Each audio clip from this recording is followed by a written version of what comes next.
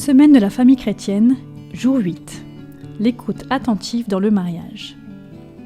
L'une des préoccupations majeures de tout mariage est de gérer les différences qui sont souvent ignorées avant le mariage, mais qui deviennent très visibles une fois que le couple est engagé dans les rouages de la vie conjugale.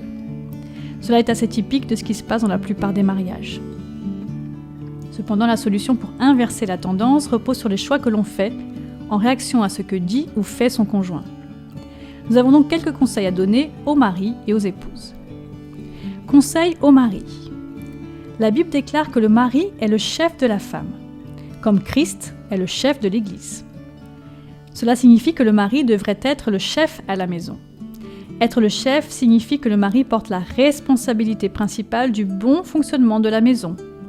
Tout au long des Écritures, la patience, l'amour, la gentillesse et le pardon manifestés par le Christ à une Église qui ne mérite pas une telle réponse sont incontournables. Et les maris ont reçu le commandement d'agir de même dans leur foyer.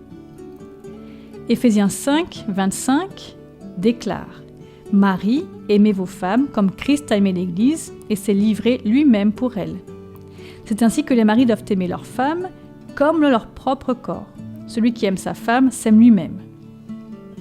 Romains 5, verset 8 déclare « Mais Dieu prouve son amour envers nous, en ce que lorsque nous étions encore des pécheurs, Christ est mort pour nous. » Ces déclarations montrent clairement que le Christ nous répond à nous pécheurs par le pardon et l'amour, même lorsque nous sommes toujours dans notre état de rébellion.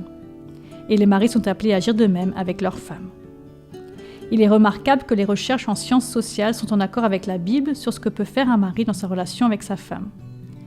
Dans l'une de ses récentes publications, John Gottman, l'un des principaux chercheurs au monde dans le domaine du mariage, suggère que la femme doit se sentir respectée de l'homme qui est dans sa vie, écoutée par lui et connectée à lui. Et pour que cela se produise, l'homme a besoin d'être en phase avec sa femme. Un concept que Gottman appelle l'harmonisation. En somme, il suggère que la relation entre l'homme et sa femme changerait complètement s'il agissait de la manière suivante. Lui accorder toute son attention lorsqu'elle lui parle. Se tourner physiquement vers elle quand elle lui parle.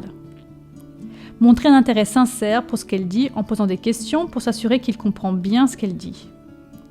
Écouter de manière non défensive, même s'il n'est pas d'accord avec ce qu'elle dit, et montrer de l'empathie et de la compassion pour ce qu'elle dit. Conseil aux épouses. Ce que nous savons des bonnes relations conjugales partout dans le monde, c'est que pratiquement toutes les préoccupations peuvent être résolues si vous avez appris à bien communiquer en tant que couple. Cela a permis à votre relation d'être en bonne santé et de prospérer. Alors parlez à votre mari et posez-lui les questions auxquelles vous souhaitez une réponse. Nous suggérons d'avoir un discours intérieur et de considérer votre mari avec le regard de l'ami. Évitez de l'accuser de quoi que ce soit de sinistre ou d'utiliser un langage qui le mettra sur la défensive.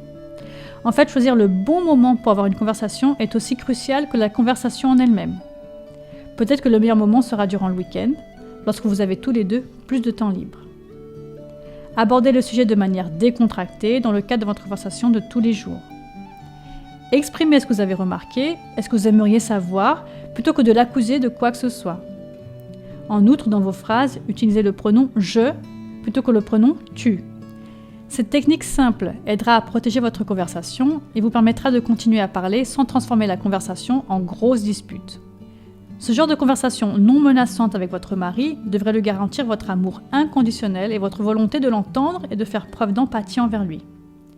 Par la suite, sans faire pression sur lui, laissez-le prendre son temps et partagez avec vous ses idées sur ce qui se passe et la façon dont ce qui se passe ou ne se passe pas affecte votre relation.